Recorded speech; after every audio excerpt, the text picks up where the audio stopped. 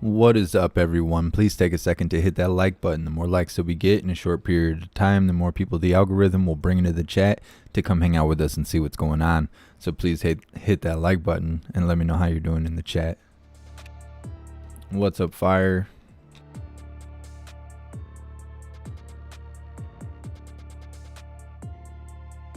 What's up, Cookie? What's up, Mama Bear? What's up, Debbie? What's up, Thunder Chicken? Me. Thank you for being here. What's up, Adrian? What's up, Kelly? What's up, Dean? What is up, everyone? So we're all here to hear old man Walter talk about the economy. Why not? He's the one that's wrecking it. Might as well leave it up to him to talk about it. Just a forewarning, lots of comments today after, well, not after, but on already ended live videos. Big influx of Antifa comments crying about Proud Boys and how Antifa is actually against fascism. So be prepared to block some Antifa trolls. They decide to stroll in. I've been trying to block them in the comments all morning, but YouTube's funny about how they handle things. When somebody comes in and they comment something hateful underneath one of my videos, YouTube will delete the comment. So I can't click their profile to block them. I'm not able to block them because YouTube has already deleted it. So there's a good chance that we're going to see some hate in the chat. And I will get to them as I can get to them. But until I do, just make sure you block them. Don't get all mad and stuff at me. I'm doing a lot over here. I will get to them as I can. What's up, Christina? Yeah, I'm feeling a lot better today. What's up, Craig?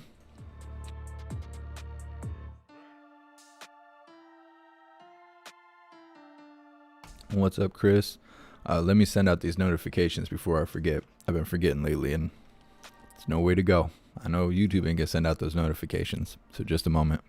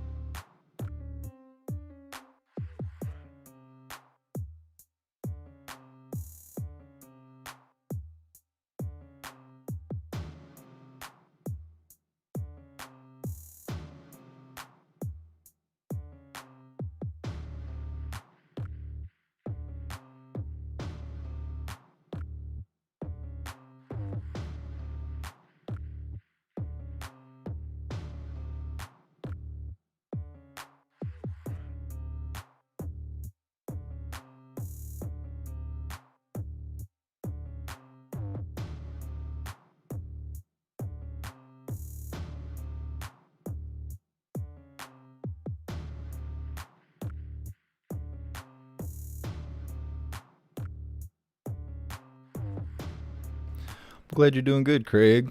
Yeah, it's starting to get cold here in Michigan too. Thank you so much, Kath, for your donation and your support. I really appreciate it. I think I need to pick my mic up. All right, maybe that's a little bit better. I don't know why the audio is constantly changing. Not sure what that's about. I think it's a software issue. What's up, Red Road?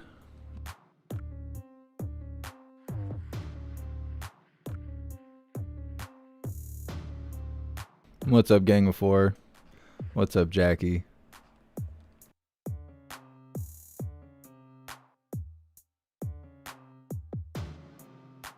What's up, Space Pirate? Thanks for being here.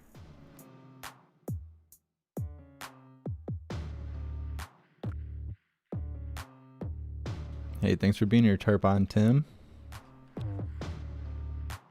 All right, let's check these other chats.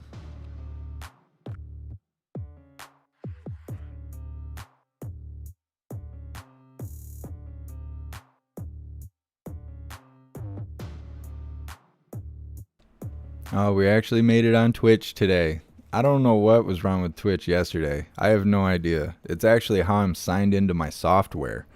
So if all else fails, Twitch should actually be the one that actually makes it live. So that's pretty weird that it didn't make it live. But what's up to everyone on Twitch?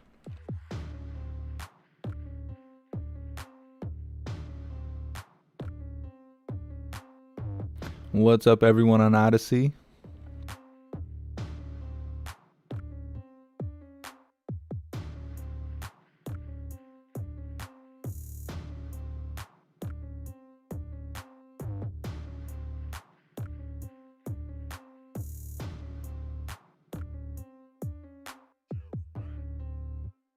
And what up to the one person on Rumble? I don't know what happened to Rumble. We were getting like almost 300 people on Rumble, and now it's like can't even get 15 people there. I don't know what's going on with Rumble. I don't know if I'm shadow banned or what. It says there's 710 people subscribed on Rumble. What's up to both people watching on Rumble? I appreciate you guys.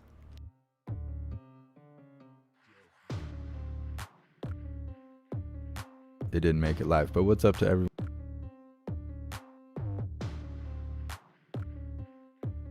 What's up, everyone on Facebook? What's up, Dwayne? Thanks for being here. What's up, Jason? We were just sitting here waiting on old man Walter tell us about the economy and how he's destroying it. It's just another day.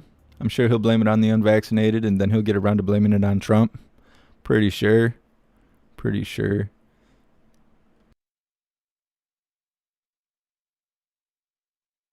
What's up, Mark? What's up, King of Dorks? That's a neat name. What's up, Nagasaki? Thanks for being here. What's up, Trish? Yeah, I'm feeling a lot better today. My voice is actually sounding better. I'm good to go.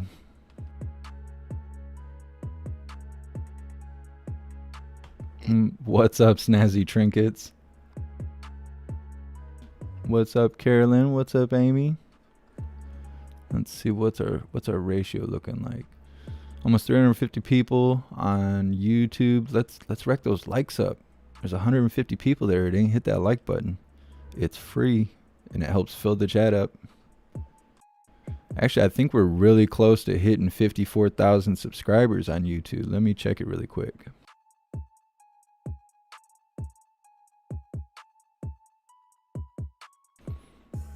Old man Walter, he's late. He's about 11 minutes late. You suck, old man Walter. Someone go find that old man. He's lost. 13 more subscribers and we will hit 54,000 subscribers on YouTube.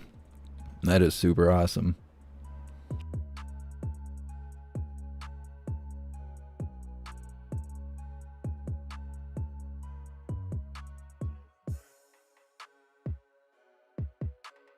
What's up, Shane?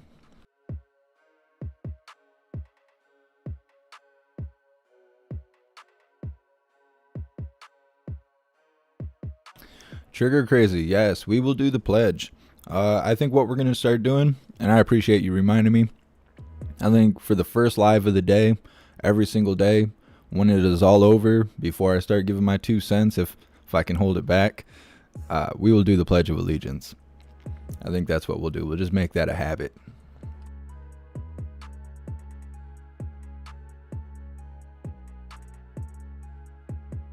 What's up, Stacy? What's up, Jordan? Thanks for being here. What's up, Empty Coiner?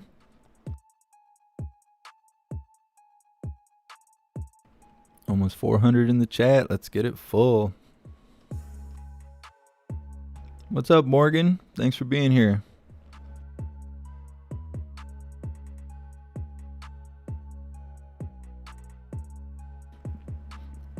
Hippie Puff. His butt's been wiped. I tried to make that a soundbite so I could like just have a quick key or something to hit, and I don't know, I couldn't get it to work. I'm working on it though. I'm trying to put some fun stuff on here. Also, I checked on that merch that I ordered. They're saying it's not gonna be here till the 20th, so I won't know about new designs on which merch store until at least the 20th. It sucks. I'm really eager to get this new stuff out. I got that Pro 2A designs coming out. I have the green Hooligan H coming out. I'm trying to think. I want to say there was something else that's all ready to come out too. I just got to know which store to upload it to. And for like the third time in a month, Teespring, which is my current merch provider, they've told me that they're going to jack the prices up again. So I'm thinking we're going to move away from them.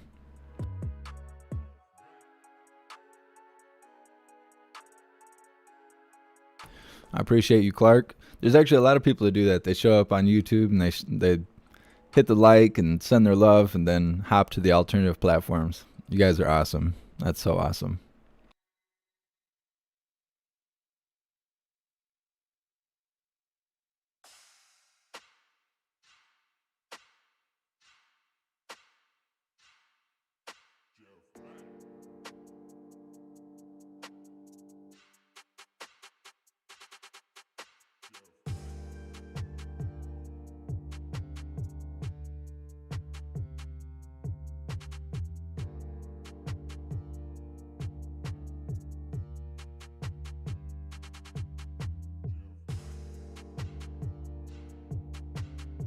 What's up, Respawn?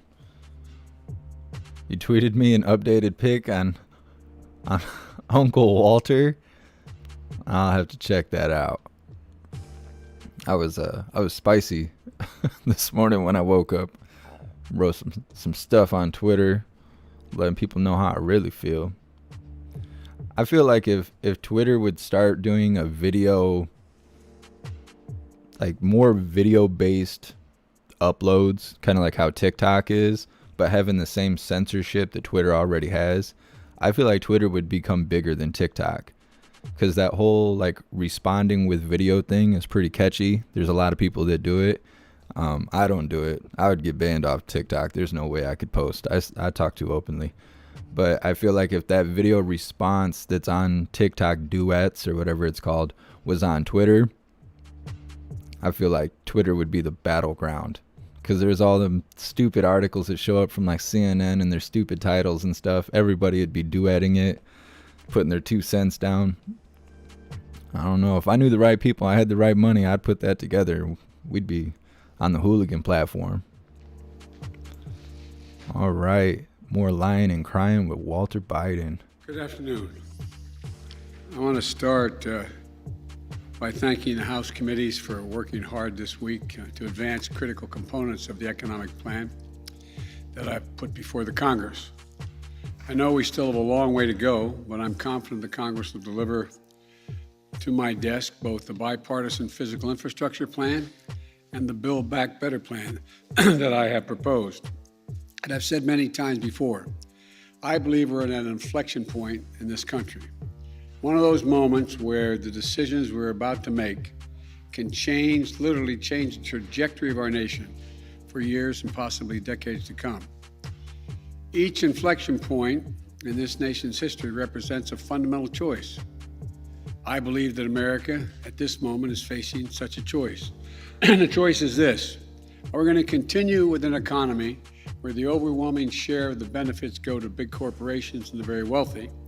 Or are we going to take this moment right now to set this country on a new path, one that invests in this nation, creates real sustained economic growth, and that benefits everyone, including working people and middle-class folks? That's something we haven't realized in this country for decades. The data is absolutely clear. Over the past 40 years, the wealthy have gotten wealthier, and too many corporations have lost their sense of responsibility to their workers, their communities, and the country. Just look at the facts. CEOs used to make about 20 times the average worker in the company that they ran. Today, they make more than 350 times what the average worker in their corporation makes. Since the pandemic began, billionaires have seen their wealth go up by $1.8 trillion. That is, everyone was a billionaire before the pandemic began. The total accumulated wealth beyond the billions they already had has gone up by $1.8 trillion. Simply not fair. And how is it possible that 55 of the largest corporations in this country paid $0 in federal income taxes? They made over $40 billion in the year 2020, and they paid zero. Think about that. $0 in federal taxes on $40 billion in profits. How is it possible that the wealthiest billionaires in the country can entirely escape paying income tax on what they've made? How is it possible for millionaires and billionaires that can pay a lower rate of tax than teachers, firefighters, or law enforcement officers? Here's the simple truth. For a long time, this economy has worked great for those at the very top. While ordinary, hardworking Americans, the people who built this country, have been basically cut out of the deal. And I've said this from the time I announced I was going to run. I believe this is a moment of potentially great change. This is our moment to deal working people back into the economy. This is our moment to prove the American people that their government works for them, not just for the big corporations and those at the very top. When I was sworn in as president, the nation was struggling to pull out of the worst economic crisis since the Great Depression. Job growth was anemic, with just over 60,000 new jobs per month in the 3 months before I was sworn in. Then we went to work and passed the American Rescue Plan back in March. And it worked. It's still working. Over the last 3 months, we've been creating on average 750,000 new jobs per month. Our economy is growing at the fastest rate we've seen in nearly 40 years. Our recovery is unique in the world. We're the only developed country in the world whose economy is now bigger than it was before the pandemic. While this is all good news, I know many Americans are still struggling to make it through each and every day. For too many, it's harder and harder to pay the bills, food, gas, rent, healthcare. I get it. We still have a long way to go to get the economy where it needs to be. As I've said for a long time, coming out of this economic crisis as deep as the one we're in was never going to be easy, but we're doing it, and we can continue to do it. COVID, supply chain issues, bad actors seeking to profit off the pandemic are all contributing to the challenges we're facing. That's why I've made getting COVID under control my top priority from my first day as president. Everything from our public health to our economy depends on this. We've made enormous progress against the virus through the summer, and now we put ourselves in a strong position to battle this Delta variant. That's why the actions I proposed on vaccines last week are so critical. From requiring federal workers to get vaccinated, requiring healthcare workers to be vaccinated, requiring employers with over 100 employees to institute vaccine and/or test protocols, calling on for them to be able to know what their employees are doing before they walk through the door. Not Congress, though. Vaccine or test requirements to enter big venues, and a whole series of steps I propose to protect our kids in schools. Wall Street firms have analyzed the impact of these plans, and they're projecting that these new requirements will help 12 million more Americans get vaccinated, which will help more businesses stay open and more Americans back to work. The data shows that the overwhelming majority of Americans agree with my proposal. There's no surprise, given that 76% of American adults have already gotten at least one shot. But we're facing a lot of pushback, especially from some of the Republican governors. The governors of Florida and Texas are doing everything they can to undermine the life-saving requirements that I proposed. And some of the same governors attacking me are in states with the strictest vaccine mandates for children attending school in the entire country. For example, in Mississippi, Children are required to be vaccinated against measles, mumps, rubella, chickenpox, hepatitis B, polio, tetanus, and more. These are state requirements. But in the midst of a pandemic that has already taken over 660,000 lives, I propose a requirement for COVID vaccines, and the governor of that state calls it, quote, a tyrannical type move? A tyrannical type move? This is the worst kind of politics, because it's putting the lives of citizens of their states, especially children, at risk. And I refuse to give in to it. These policies are what the science tells us we need to do. They're going to save lives. They'll protect our economic recovery as well and allow the economy to continue to grow. We're also going after the bad actors and pandemic profiteers in our economy. There's lots of evidence that gas prices should be going down, but they haven't. We're taking a close look at that. Taxpayers in this country also have paid for extraordinary effort to keep our country going over the past year or so. Unlike the last administration, which resisted oversight and allowed taxpayers to be victimized by fraud, we're working hard to protect vulnerable Americans from having their identity stolen. As a consequence, their unemployment checks stolen as well. And we're going to offer we're going to go after organized criminals that defraud America or misuse COVID funds. Look, we're also taking a closer look at places in our economy where fewer and fewer corporate giants are controlling more and more of the marketplace in the areas they work.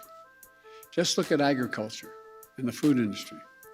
A very small number of giant corporations now dominate the market, which gives them the ability to drive up prices because they face so little competition. As we work to build healthier competition in our economy and crack down on bad actors, the American Rescue Plan, which we passed in March, is still working to give hardworking Americans, hardworking people, some relief. One of the best examples of that relief is the expansion of the child tax credit, which in effect is essentially a historic tax cut for families with children. Just yesterday, 39 million working moms and dads got their direct payment. That money is going to help cover groceries, the mortgage, new pairs of shoes, all the things that kids need. It's a tax cut for working families. So, we're working to provide as much relief as we can right now to American families, but here's the truth. Yes, the pandemic has caused a lot of economic problems in the country, but the fact is our economy faced challenges long before this pandemic struck. Working people were struggling to make it long before the pandemic arrived. Big corporations and the very wealthy were doing very well before the pandemic. That's why I've said, starting back in my campaign for president, that it's not enough to just build back. We have to build back better than before. And that's how it all begins. Big corporations and super wealthy have to start paying their fair share of taxes. It's long overdue. I'm not out to punish anyone. I'm a capitalist. If you can make $1 million or $1 billion, that's great. God bless you. All I'm asking is you pay your fair share. Pay your fair share, just like middle-class folks do. But that isn't happening now. Today in this country right now, the top 1%, for example, evade an estimated $160 billion in taxes that they owe each year. Not new taxes, taxes that they owe. And the way it works is this. If you're a typical American, like I suspect most of the press people sitting in front of me here, you pay your taxes. Why? Because you get a W-2 form. It comes in the mail every year. The IRS gets that information as well. Your taxes get deducted from your paycheck, and you pay what is owed beyond that. That's why 99% of working people pay the taxes they owe. But that's not how it works for people with tens of millions of dollars. They play by a different set of rules, and they're often not employees themselves. So the IRS can't see what they make and can't tell if they're cheating. That's how many of the top 1% get away with paying virtually nothing. It's estimated by serious economists that that number is about $160 billion collectively owed each year that doesn't get paid. It's not an even playing field. My plan would help solve that. For example, it would give the IRS the resources it needs to keep up with the lawyers and accountants and the super wealthy. It would ask just for 2 pieces of information from the banks of these folks, the amounts that come into their bank accounts and what amounts go out of their bank accounts, so that the wealthy can no longer hide what they're making and they can finally begin to pay their fair share of what they owe. That isn't about raising their taxes. It's about the super wealthy finally beginning to pay what they owe, what the existing tax code calls for. Just like hardworking Americans do all over this country every tax day. Look, and like I said just a few minutes ago, 55 of the most profitable corporations in America paid 0 in federal income taxes on what amounted to $40 billion in profit. Not a penny. That's not right. My economic plan will change that. Not punish anybody, just make them pay their fair share. But my Republican friends in Congress don't want to change the law. So what are they doing? They're attacking me and my plan, which is fine. But if you're going to have a debate, let's have an honest debate. My Republican friends are attacking my plan, saying it's big spending. Let me remind you, these are the same folks who just 4 years ago passed the Trump tax cut, totaling almost $2 trillion in tax cuts. A giant giveaway to the largest corporations in the top 1%. And listen to this, almost none of that $2 trillion tax cut was paid for. It just ballooned the federal deficit. In fact, the unpaid bills racked up by the last administration are projected to increase the national debt by more than $8 trillion over time. What I'm proposing is totally different from that approach for 3 reasons. First, my plan is paid for. It's fiscally responsible because our investments are paid for by making sure that corporations and wealthy Americans pay their fair share. Second, we're not going to raise taxes on anyone making under $400,000. That's a lot of money. Some of my liberal friends are saying it should be lower than that. But only corporations and people making over $400,000 a year are going to pay any additional tax. And third, not only will no one making under $400,000 see their taxes go up, the middle class are going to get some tax cuts, some breaks. My plan benefits ordinary Americans, not those at the top who don't need the help. It's a historic middle-class tax cut, cutting taxes for over 50 million families. My Republican friends are making a different choice, though. They'd rather protect the tax breaks of those at the very top than give tax breaks to working families. It's that simple. But let me ask you this.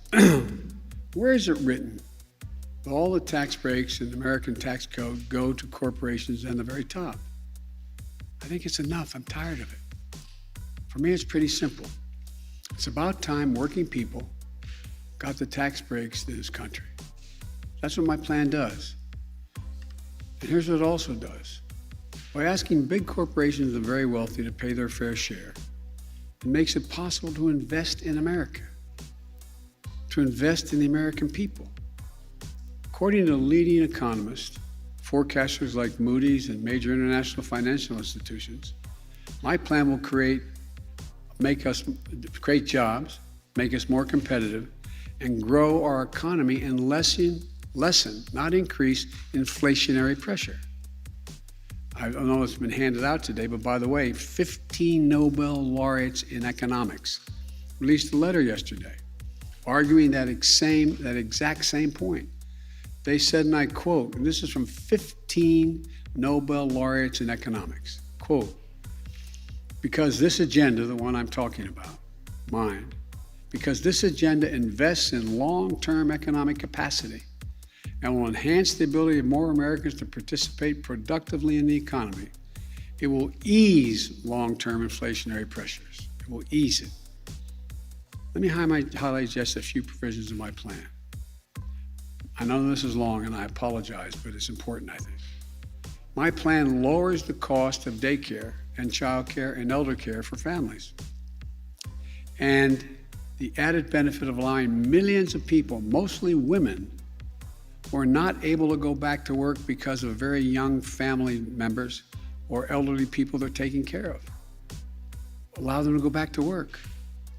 It's estimated in the millions can't go back.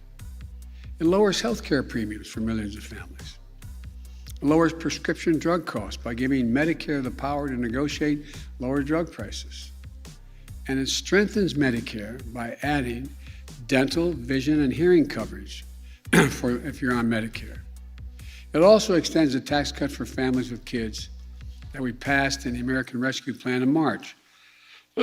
All of this will mean thousands of dollars in savings for the average American family on some of the toughest and most important bills they have to pay every month. My Republican friends talk a lot about inflation, but if you want to talk about actually lowering the cost of living for people in this country, my plan does just that. By strengthening the capacity of our economy, it will also reduce inflationary pressures over the long run. Here's something else my plan does. It confronts the crisis of extreme weather events that we're seeing all around us and around the world, but just here in America. We see it everywhere. We know it's real. In just the past few weeks, and there's more to come, I've seen the destruction of hurricanes in Louisiana, where winds got up to gusts to 179 miles an hour. A deadly toll from flooding in New York, where 20 inches of rain in New Jersey, more than 11 inches of rain in some areas. More than 5 million acres of our lands and communities have burned to the ground in wildfires just this year alone. That's more than the size of the entire state of New Jersey burned to the ground.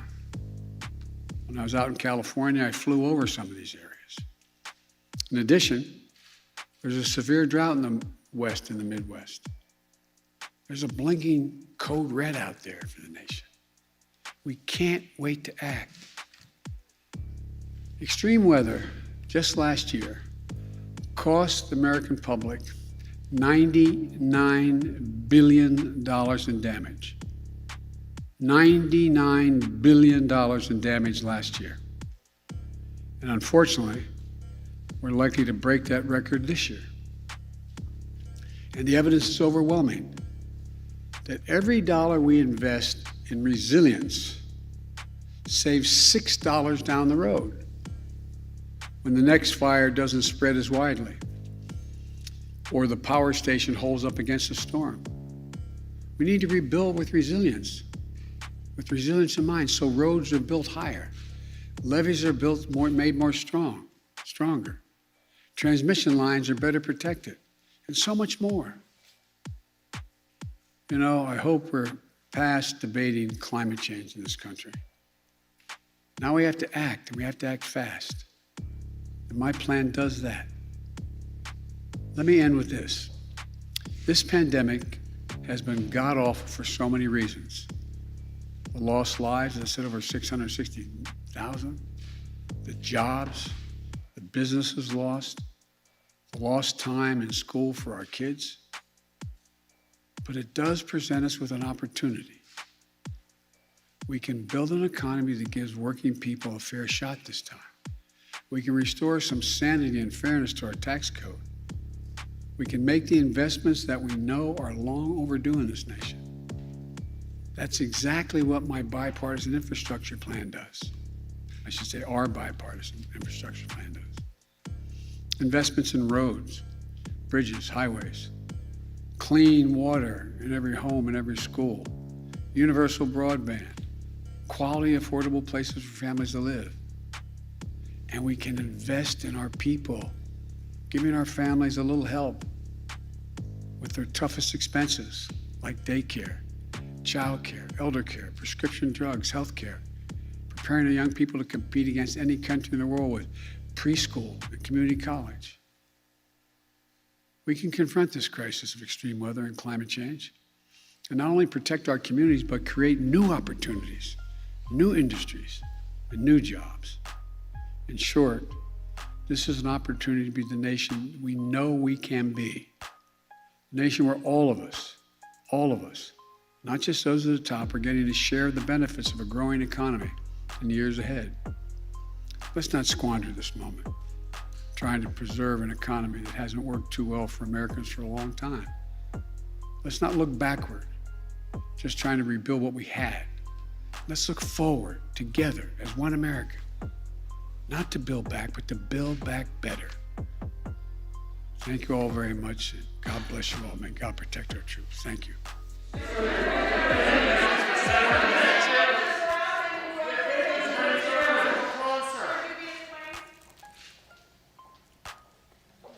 I'm surprised he had a reflection on the mirror there, douchebag Joe. Old man Walter Biden, just like I said, blaming the people who ain't got the jab, blaming Trump. How many times did he say Trump's name? I know you guys were keeping count on YouTube. I was sitting here watching. How many times did he say Trump's name? Was it 4 times? He had to blame it on Trump. It's Trump's fault. And then he coughed like 20 times. He's ridiculous. He must be due for the second jab or the third jab or like the 20th jab. Was it 18 coughs? That's 18 too many. You better send him to the green zone. It's time for him to hit the green zone. He don't qualify to be out here in public with us. He's a threat. He's a threat. Send him to the green zone. All right, let's get this Pledge of Allegiance in. I got some notes here for us to laugh about. Things he said. Buck fighting hard till he kicks the bucket. All right, just a moment.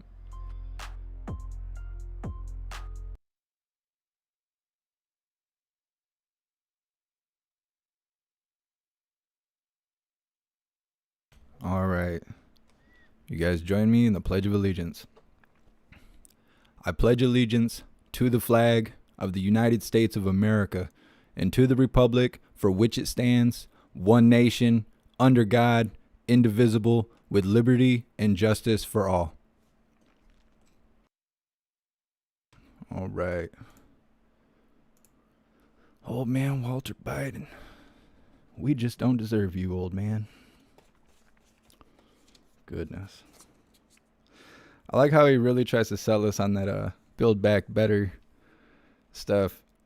It's like the Wish version of Make America Great Again. They were like, man, we really need something to compete with that. People really love saying Make America Great Again. He's like, what do we build back better? It's too bad the OxyClean guy kicked the bucket, because they could have had him doing it. He might have sold us. If they'd have had him do it, he might have sold us. He'd have been like, but wait, there's more. We might have fell for it. Old man Walter out here, build back better. Go sit down somewhere. I like how he kept talking about how the economy was so bad before the plague happened. When it's the best our economy has ever done. Like all the way around. All the way around. More jobs, less unemployment for all skin colors and types that we document for whatever reasons, I guess just to keep racism going. Couldn't get off of it. And now he's saying that he's created more jobs than ever before. Nah, people are just going back to work. Well, they were until the mandates came out. Now people are leaving work again. I think people should just start their own job. Personally, I think people should just provide a service or some sort of good that is necessary for your community. And then you can make your own rules, and who you hire and don't hire, and your own mandates and stuff like that, depending on your industry. There's potential for us to rise up over this outside of revolution or civil war. Definitely. I think it would make an economy stronger if people would come up with their own businesses or their own service. That's what it used to be back in the day. Everyone served a purpose for the community.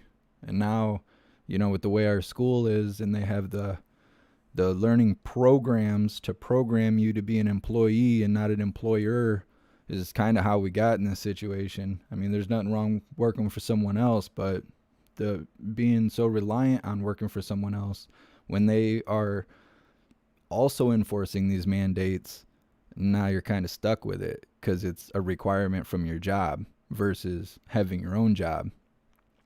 I know it's not for everyone, but just a thought. Let's see. Oh, I really liked how he was talking about how gas should go down. He's the gas prices should be going down and they're not. What the hell did you do to make the gas prices go down? Because we watched what you did to make them go up. What did you do to make them go down? Nothing. You didn't do nothing. Why were you expecting the gas prices to go down? We're not expecting it to go down. That doesn't make any sense. And then he's talking about a major corporation not paying taxes. What, like tax write-offs? Like the cost of doing business? Most people who are self-employed have tax write-offs. Now, I'm sure there's some shady stuff going on, but for a person in his position, I'm sure he's a part of that. Just like all the people in the White House. All the people, all of Congress, all those kind of people, especially Congress. Those kind of not paying taxes? Is that what we're talking about? That's just as bad as, who was it, AOC or whatever, showing up saying tax the rich at one of the richest, galas that happens in our country. It was like it was a play off that. Oh man, Walter, he can't get enough spitting in our face. He's a trash bag floating around, has no idea where he's going. He can't find his way to the front door, but he wants to talk to us like we're children. Lean really close in the mic like he's doing ASMR or whatever. Get out of here, old man Walter. You need to go clean that cough up and wipe your face. You look ridiculous. Anyways, I know there's supposed to be a press briefing with Jim Balsacki, but I actually have something important I have to take care of, and I think it's at the same time. Let me see.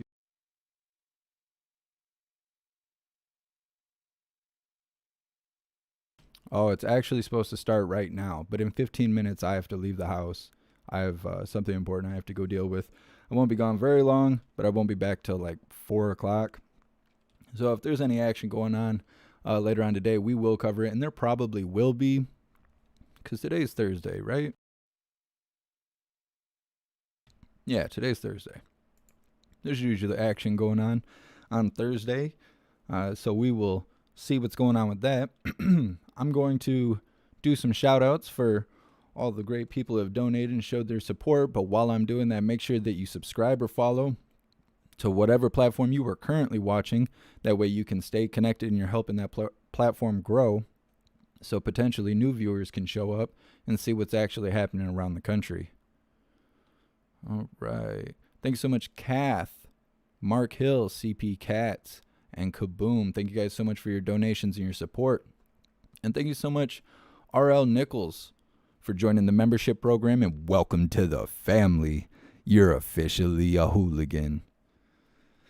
So yeah, big shout out to everyone who made donations, join the membership program, or purchase any merch. I really appreciate all of you guys. You guys are what's keeping the channel going, and I would not be able to do this without you. So thank you guys so much for all your support. And thank you guys so much for being here. Make sure that you join the Discord.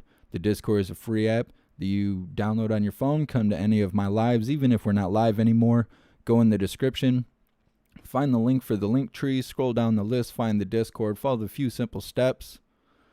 And you'll be greeted with an automated message letting you know that you've done all you need to do in order to receive notifications for when and where we go live.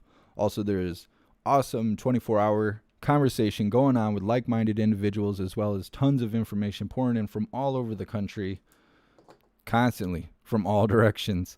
So it is the best way to stay up to date with what is going on around us. And it's really awesome to be a part of the Discord because I don't know about you, but sometimes I'll read an article and I may not understand the interpretation correctly according to how it's wrote or how the person worded it. And so you can bring an article to like the general chat and start a discussion about it and really get things cleared up because you have so many different perspectives reading the same information. And you can really discuss what it's really about. And then when you move from there, sharing it out to the world and stuff, you have a firm grip of what's being said there. it's worthwhile. Definitely join the Discord. It is awesome. So yeah, that's all I have for right now. I have to get going, but I will see you guys later. I'm sure there'll be something going on later, so we will cover it. And if unfortunately there's not, which I shouldn't say that because we shouldn't wish for civil unrest. But if I don't get to see you later today, I will definitely see you guys tomorrow. I appreciate all of you hooligans, and until the next live, stand tall, shine bright, and that's a wrap.